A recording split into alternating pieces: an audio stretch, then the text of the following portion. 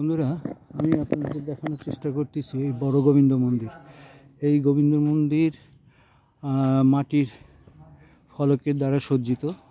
কত সুন্দর, কত কারুকাজ খচিত এই বড় গোবিন্দ মন্দির।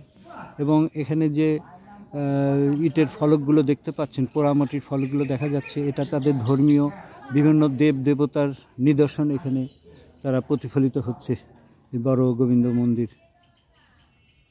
বন্ধুরা, পুঠিয়া রাজ পরিবার অর্থাৎ পুঠিয়া পাঁচানি অথবা চারানি বা অন্যান্য যে রাজাগুলো, তাদের রাজত্বকালে তারা যে ধর্মীয় বা অন্যান্য যে স্থাপনাগুলো তৈরি করেছিলেন, সেই স্থাপনার ধর্মীয় আজকে আপনাদের সঙ্গে পরিচয় করিয়ে দেবো, বিশেষ করে ধর্মীয় স্থাপনার সঙ্গে। চলুন আমার সঙ্গে প্রথম বা প্রাথমিক যে স্থাপনাগুলো সেগুলোর সঙ্গে পরিচিত হই। চলুন।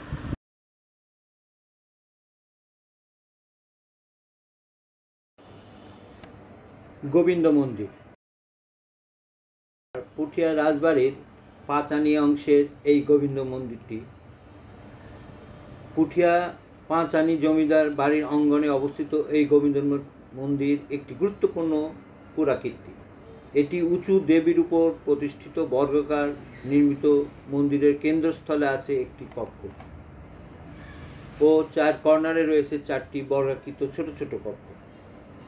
চারপাশে চারটি খিলানে বা প্রবেশ পথ আছে। মন্দির কার্নিশ সামান্য একটু বাঁকানো। মন্দিরের পিলার দেওয়ালে অসংখ্য দেবদেবী ও যুদ্ধের বা শ্বাস, ফল, ফুল ইত্যাদি পোড়ামাটি ফলক দ্বারা সজ্জিত। মন্দিরটি মূলত ইট দ্বারা নির্মিত ও বহির দেওয়ালে রয়েছে পোড়ামাটির চিত্রফলক, যেটা আগেও আমি বলেছিলাম। এইসব চিত্রফলকে রামায়ণ ও মহাভারতের কাহিনী তুলে ধরা হয়েছে। বর্গাকার এই মন্দিরের প্রতি বাহু 14.47 মিটার এবং উচ্চতা 18.28 মিটার। পঞ্চরত্ন স্থাপত্য পরিকল্পনায় এই মন্দিরের চার কোণায় চারটি ও কেন্দ্রে একটি করে মোট 5টি শিখর বা রত্ন আছে। এই শিখরগুলি ক্ষুদ্রাকার চৌচালা আকারে নির্মিত। প্রথম তলায় প্রতিটি পাশে 3টি করে প্রবেশপথ রয়েছে। প্রতিটি প্রবেশপথের উপরাংশে রয়েছে বহুমুখী খিলান। মন্দিরের ছাদের কোণাগুলো আংশিক একটু বাঁকা। বন্ধুরা, এই মন্দিরটি তৈরি হয়েছে প্রায় 1800 খ্রিস্টাব্দে প্রেম নারায়ণ কর্তৃক নির্মিত বলে জানা যায়। চারানি মন্দির চত্বরে নির্মিত এই মন্দিরটি 1800 থেকে 1870 খ্রিস্টাব্দ শতকের মধ্যে নির্মিত হয়েছে বলে ধারণা করা হয়। এই ছোট গোবিন্দ মন্দির বড় আন্নিক মন্দিরের জাস্ট উত্তর পাশে বর্গাকার নির্মিত এই মন্দিরটি হচ্ছে ছোট গোবিন্দ মন্দির নামে পরিচিত। এক কক্ষ বিশিষ্ট মন্দিরের পূর্ব ও দক্ষিণ দিকে সরু বারান্দা, দক্ষিণ দিকে 3টি এবং পূর্ব দিকে একটি খিলান বা দরজা আছে বা প্রবেশপথ আছে। মন্দিরের চারপাশে কর্নারে ও দরজার দুই পাশে পোড়ামাটির ফলক দ্বারা নান্দনিকভাবে সজ্জিত। এটি কার্নিশ ধনুকের ন্যায় বাঁকানো ও উপরে একটি ফিনাইল বিশিষ্ট চূড়া ও আকৃতি ছাদ আছে। দেওয়ালের ফলকগুলোতে যুদ্ধের কাহিনী, বিভিন্ন হিন্দু দেবদেবীর চিত্র, সাংস্কৃতিক ভাষায় রচিত পোড়ামাটির ফলক ইত্যাদি দ্বারা সজ্জিত। এই মন্দির প্রায় এই রাজকীয় একটি অন্যতম নিদর্শন।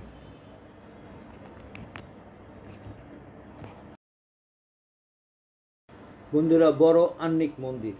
এই মন্দিরটি চারানি রাজার চত্বরে অবস্থিত। উত্তর দক্ষিণে লম্বা আয়তাকার এই পূর্বমুখী এই মন্দিরের পাশাপাশি 3টি কক্ষ আছে। মাঝের কক্ষের পূর্ব দিকে 3টি খিলান, প্রবেশপথ ও উপরের দোচালা আকৃতির ছাদ আছে।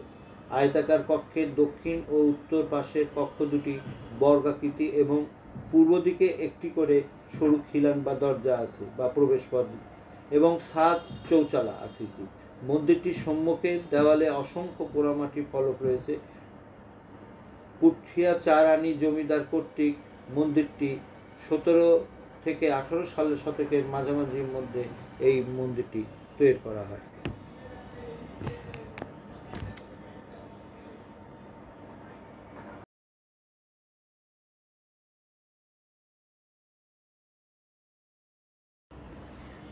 ছোট আহ্নিক মন্দির। বন্ধুরা, পুঠিয়া রাজবাড়ি সংলগ্ন দক্ষিণ পাশে উত্তর দক্ষিণ দিকে লম্বালম্বিভাবে এই মন্দিরের অবস্থান। 1800 খ্রিস্টাব্দে প্রেম নারায়ণ কর্তৃক এই মন্দিরটি নির্মাণ হয় বলে জানা যায়। বন্ধুরা, চুনসুরকি তৈরি দোতলা আকৃতি এই মন্দিরটি পূর্ব দিকে পাশাপাশি 3টি এবং দক্ষিণ দিকের দেওয়ালে একটি খিলান বা দরজা আছে। উত্তর ও পশ্চিম পাশের দেওয়ালে বহিরাংশে কোনো অলঙ্কার নেই এবং তা সমতল। এর কর্নার ও কার্নিশ সমূহে পোড়ামাটির চমৎকার চিত্রফলক পরিলক্ষিত হয়। পাতলা ইট, কাঠ ও চুনসুরকি দ্বারা তৈরি এই মন্দিরের ভেতরে চারপাশের দেওয়ালে 4টি পদ্ম ও উত্তর ও দক্ষিণ দিকের দেওয়ালে 2টি তাক আছে। মন্দিরের পূর্ব দেওয়ালের বাহিরের দিকে শ্রীকৃষ্ণের বৃন্দাবন লীলা ও জীবজন্তুর লতাপাতা পোড়ামাটি চিত্রফলক দ্বারা সজ্জিত।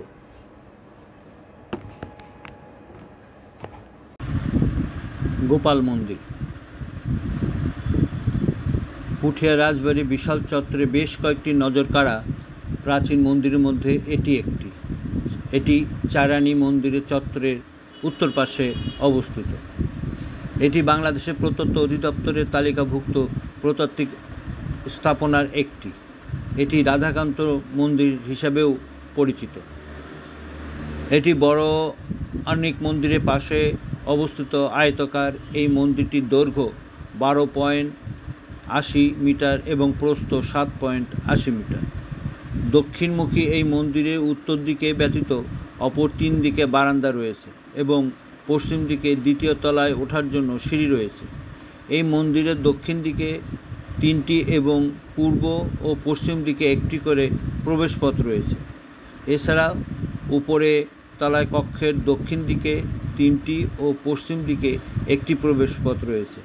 নিচতলায় প্রধান প্রবেশপথে একটি পোড়ামাটির মূর্তি রয়েছে। তবে পুঠিয়া মন্দির চত্বরে অন্যান্য মন্দিরের মতো এই মন্দিরে তেমন কোনো অলঙ্করণ চোখে পড়ে না।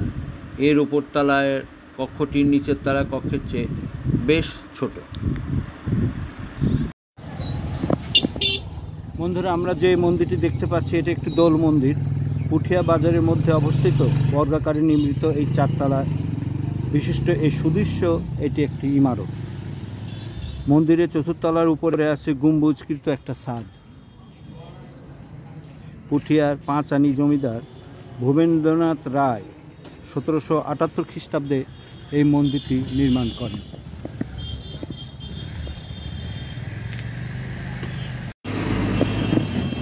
বন্ধুরা, দোল মন্দিরটা আমি আপনাদেরকে কাছে থেকে যদি দেখানোর চেষ্টা করি, এটা হাজারদুয়ারি মন্দিরও বলে অনেকে, কারণ এখানে অনেকগুলো দরজা এই মন্দিরের।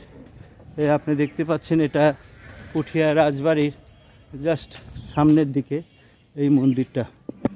এটাকে হাজারদুয়ারি মন্দির অনেকে বলছে। আমি আপনাদের যদি উপরের দিকে দেখানোর চেষ্টা করি, হাজারদুয়ারি মন্দির বা দোল মন্দির। এখানে দোলযাত্রা হয়।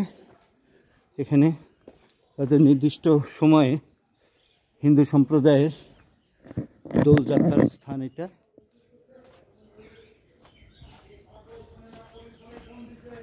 দেখতে পাচ্ছেন এটা দোল মন্দির। এটা খোলা নাই, যার জন্য আপনাদেরকে আমি দেখাতে পাচ্ছি না। এটা হচ্ছে দোল মন্দির। যাই হোক, ভিতরে যাওয়ার কোনো সুযোগ নেই, তালা বন্ধ দেখতে পাচ্ছেন। আজকে শুক্রবার কিনা, শুক্রবারের জন্য বন্ধ কিনা জানি না, তবে বন্ধ। চলেন, এটা আপাতত দেখা শেষ হলো, আমরা সামনের দিকে আগাই। বন্ধুরা, পুঠিয়া বাজার প্রবেশ করতে হাতের বাঁ পাশে যে শিব মন্দির নামক দক্ষিণে পাশে বড় যে শিব মন্দিরটি অবস্থিত, 1823 সালে রানী ভুবনময়ী দেবী এবং মন্দিরটি নির্মাণ করেন। উঁচু মঞ্চের উপর নির্মিত মন্দিরটির দক্ষিণ দিকে সুপ্রশস্ত সিঁড়ি সহ প্রধান প্রবেশ পথ। আমরা সেখানে যাব। বন্ধুরা, সেই মন্দিরের কাছেই যাব আমরা। মন্দিরের চারপাশে টানা বারান্দা এবং বারান্দায় রয়েছে 5টি করে খিলানের প্রবেশপথ।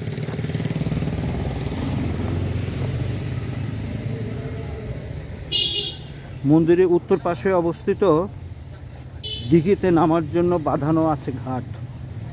4 কোণে 4টা কেন্দ্রে 1টি করে চূড়া দিঘিতে নামার জন্য আছে। জগন্নাথ রথ মন্দির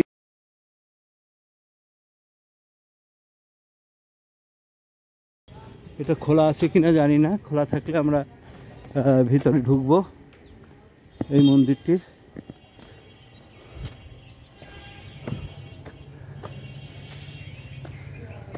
মন্দির পবিত্র রক্ষার্থে পাদুকা খুলে প্রবেশ করুন। জানা যায় এটা এই দক্ষিণ এশিয়ার সবচেয়ে বড় শিব মন্দির। আমি আপনাদের দেখানোর চেষ্টা করি। এর পাশে যে স্থান, যে হাঁটার যে ব্যবস্থা আছে, এটার চারিদিকে আমি ঘুরে ঘুরে আপনাদেরকে দেখানোর চেষ্টা করছি। প্রথমে এবং বন্ধুরা, আমাদের এখানে তত্ত্বাবধায়ক আমাদেরকে অনুগ্রহ করে এই শিব মন্দিরটির দরজা খুলে দিলেন দেখার জন্য। আপনি দেখেন, একটা ছোট্ট প্রকোষ্ঠের মধ্যে এই শিবের লিঙ্গ বলা হয়। যাই হোক, আমি দেখলাম বিরাট শিব মন্দির।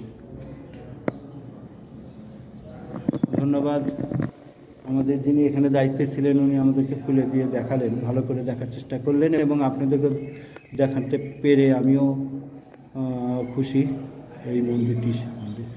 ধন্যবাদ। কত বড় এই শিব মন্দির, যেটা বলা হয়ে থাকে এই দক্ষিণ এশিয়া অঞ্চলের সবচেয়ে বড়। বন্ধুরা, ছোট শিব মন্দির বর্গাকার নির্মিত এই ছোট আকৃতির এই মন্দিরটি রাজবাড়ি থেকে প্রায় 100 মিটার দক্ষিণে পুঠিয়া আরানি সড়কের জাস্ট পূর্ব পাশেই অবস্থিত। মন্দিরের দক্ষিণ দেওয়ালে একটি মাত্র খিলান বা প্রবেশ পথ আছে। মন্দিরের কার্নিশগুলো আংশিক বাঁকানো এবং পোড়ামাটি অলঙ্কার দ্বারা সজ্জিত। এখানে আর কোনো ধর্মীয় অনুষ্ঠান অনুষ্ঠিত হয়নি। বন্ধুরা, রথ মন্দির পুঠিয়া মন্দির চত্বরে অবস্থিত 13টি মন্দিরের মধ্যে এটি একটি। স্থানীয়ভাবে এটি জগন্নাথ মন্দির নামেও পরিচিত। এটি 1823 খ্রিস্টাব্দের মতান্তরে 1830 খ্রিস্টাব্দে রানী ভুবনময়ী নির্মাণ করেন বলে জানা যায়। এটি বাংলাদেশের প্রত্নতত্ত্ব অধিদপ্তরের তালিকাভুক্ত একটি স্থাপনা। এটি পাতলা ইট চুন সুরকি দ্বারা নির্মিত একটি চমৎকার নির্মাণ শৈলী বিশিষ্ট একটি মন্দির। পুঠিয়া মন্দির চত্বরের অবস্থানে অন্যতম মন্দিরের মতো পোড়ামাটির কোনো ফলক দেখা যায় না। চারপাশে বারান্দা বিশিষ্ট অষ্টকোণেতে এই মন্দিরের বাইরের দিকে 8টি পিলার আছে। বন্ধুরা, তথ্য উইকিপিডিয়া এবং অন্যান্য সোর্স থেকে সংগৃহীত। বন্ধুরা, এই রথ মন্দিরের মাধ্যমে আজকের ভিডিও শেষ করতে চাচ্ছি। যদি আমার এই ভিডিও ভালো লাগে তাহলে অবশ্যই আপনারা সাবস্ক্রাইব করবেন এবং পরবর্তী ভিডিও দেখার জন্য উৎসাহিত করবেন। ধন্যবাদ।